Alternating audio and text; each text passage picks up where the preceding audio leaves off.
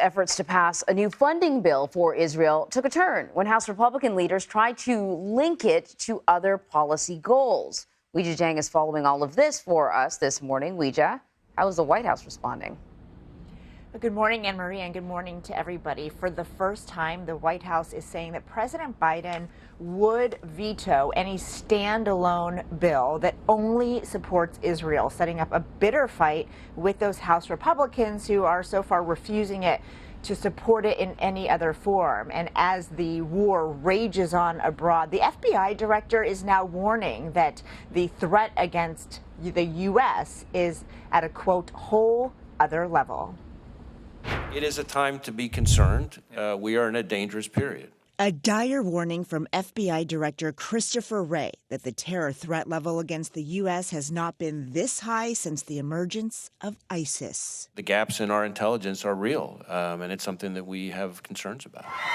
Wray also testified about the rapid rise of anti-Semitism, referencing a 20-year-old Jordanian man who was arrested in Houston just last week. Who'd been studying how to build bombs and posted online about his support for killing Jews. According to court documents, Soheb Abouyash, seen here at a firing range, has been in direct contact with others who share a radical mindset. And in Nevada, a suspect faces charges for making violent threats toward Democratic Senator Jackie Rosen, who is Jewish. Not in the face of an intensifying strategic competition in the On Capitol Hill, protesters interrupted a hearing about President Biden's request for more than $100 billion in aid for Israel, Ukraine, border security, and Indo-Pacific nations like Taiwan, meant to keep China at bay. What happens in Ukraine and what happens in Israel matters not to just Ukraine and Israel. It matters to us. It affects our national security as well. Newly elected House Speaker Mike Johnson has already introduced a bill that would only send assistance to Israel, leaving out Ukraine. It also includes cutting funding already earmarked for the IRS. Tuesday night, the White House warned that the bill is bad for Israel, for the Middle East region, and for our own national security. And if the president were presented with this bill, he would veto it. It would be a huge mistake to separate this package. And even Senate Republicans are siding with the administration. For our adversaries, be they states or non-states, this is all one fight. And we have to respond in a way that recognizes that.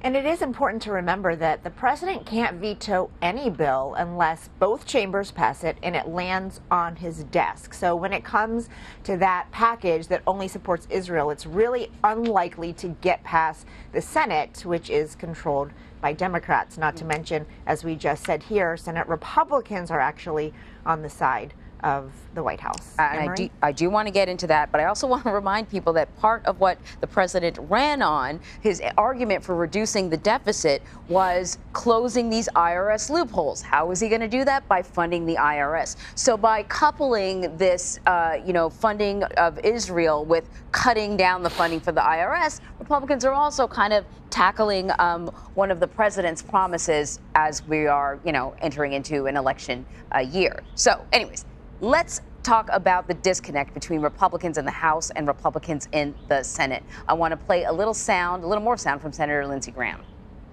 To separate the package is naive because the threats have commonality. So it may be not popular for certain Republicans to support Ukraine funding. I don't know why. So Senator Mitch McConnell also said the same thing. He wants to bundle funding for Ukraine and Israel together. This disconnect, does this hurt or help the administration? We've seen how when Republicans are at odds, sometimes things come to a grinding halt. That's right, Anne Marie, and that's exactly what we're seeing right now. And this isn't necessarily unique because even before the war between Israel and Hamas broke out, Republicans were really shifting their view on continuous funding for Ukraine. And actually, the House Speaker, the newly elected House Speaker, voted against more Ukraine funding. And so we know where they are with that. The problem is that if there's no consensus, this is very simple math that we've talked about so many times, there's not going to be funding for anything. And so they really have to find a way through negotiations, through tough conversations, to get there, because certainly House Republicans don't want to be viewed as the holdup to get any more support to Israel. And so you're right, this is going to be tricky, but in the meantime, you know, the clock is racing, and administration officials, they were fanned out all over Capitol Hill, sending these really, you know, sober warnings that our national security is deteriorating as these conflicts abroad continue. So let's talk about that, because there were two really important hearings yesterday. Let's touch on the FBI Director Christopher Wray's testimony. You know, he talked about the concerns about domestic terrorism and how we're seeing threats rise to sort of the levels that we saw when ISIS was the primary threat. Yeah. You know, give us a little more insight into what he said and what that means for the administration. So Director Wray said this is not a time to panic, but a time to be vigilant. And he urged the public to just be mindful that these threats are on the rise. And he said that there wasn't any imminent threat from a foreign body, but the concern is homegrown terrorism.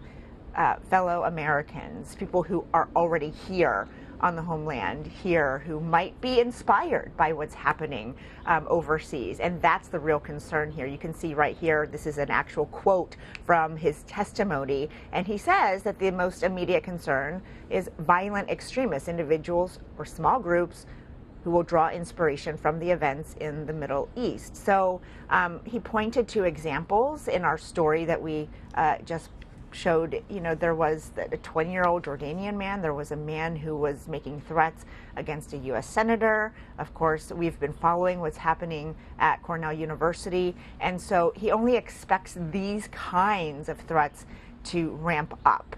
And that is why, you know, all these agencies are on extra high alert. And again, why he's asking for assistance from the public, that if you see anything, to report it. Right. Weijia Jiang, thank you. Sure.